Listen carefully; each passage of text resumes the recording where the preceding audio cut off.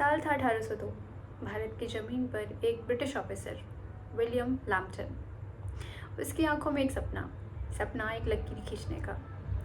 लकीर जिसकी लंबाई हज़ारों मील हो, जिसमें भारत के पर्वत, घने जंगल, रेगिस्तान, छोटे गांव, कस्बे सब कुछ समा जाए। जी हाँ, वह भारत का नक्शा बनाना चाहता था और इस सपने को पूरा करने के लिए उन्होंने शुरू किया the great trigonometrical survey of India. आप एक ऐसे समय की कल्पना कीजिए जहाँ पे ना ड्रोन है, ना जीपीएस है, ना सैटेलाइट्स हैं। अगर कुछ है तो इंसानी जुनून और कुछ हथियार, कुछ औजार जिनके वज़न इतना ज़्यादा है, कुछ के तो इतने ज़्यादा हैं कि माना जाता है कि ये 2 हाथियों के वज़न के बराबर थे, जिनको उठाने के लिए दर्जनी लोगों की आवश्यकता पड़ रही है और एक लंबी लकीर खींचने के लिए कई मील की दूरी तय करनी पड़ती है। एक ऐसे समय में एक भारत जैसे विशाल देश की मैपिंग करना अपने आप में एक अद्भुत सपना था। प्रोजेक्ट शुरू हुआ और अगर आपको लग रहा हो कि ये काम बहुत आसान था तो शायद आप इसकी गहराई को समझ नहीं पा रहे हैं। आप भारत की ज्योग्राफी देखिए, घने जंगल जैसे वेस्टर्न घाट्स, ऊंची चोटियाँ, हिमालयाज़, रेगिस्तान, थार डेजर्ट और कुछ लंबी और गहरी नदियाँ, कई नदियाँ, हज़ारों नदियाँ, गंगा, यमुना, सरस्वती, न जाने क्या क्या, इन सब की मैपिंग करना। और जियोग्राफी केवल एक चैलेंज नहीं था, घने जंगलों में कुछ जानवर भी होते हैं जिससे इंसान डरता है, और रेगिस्तान जैसे स्थान पे जहाँ पे एक बूंद पानी के लिए इंसान तरस जाए, ऐसी जगह पे जाके काम करना, हज़ारों दिन बिताना, ये सिर्फ काम नहीं था, ये प्रॉपर सर्वाइवल स्किल की रिक्वायरमेंट थी वहाँ पे।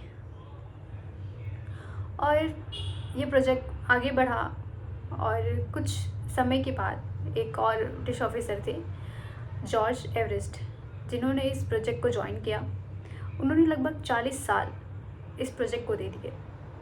और ये कहानी सिर्फ ब्रिटिश ऑफिसर की भी नहीं है, इससे जुड़े थे कई गुमनाम भारतीय सर्वेक्षक, भारतीय मजदूर, जो दिन रात लगाकर अपनी जान पर खेल कर ये काम करते थे।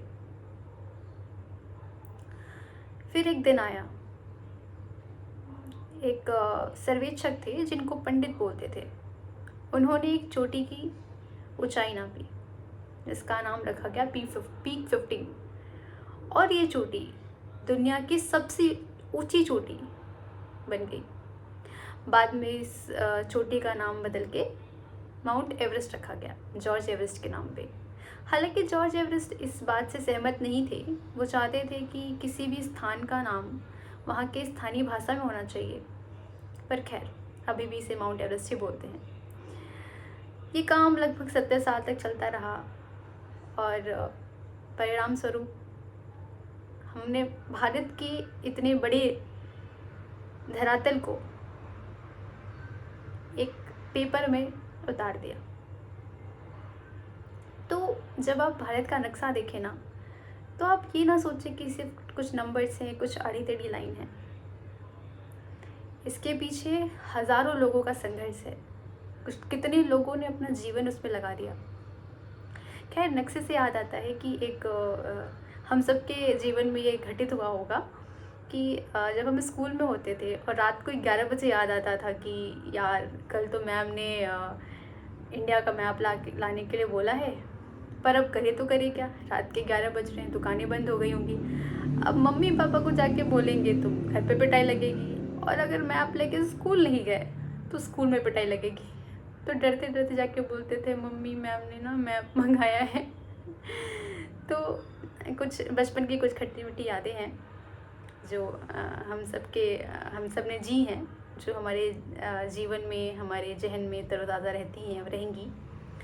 तो इसके साथ ही आज की कहानी ख़त्म करते हैं। हम फिर मिलेंगे कोई भारत के इतिहास के कुछ अनोखे और कुछ अद्भुत कहानियों के साथ। धन्यवाद।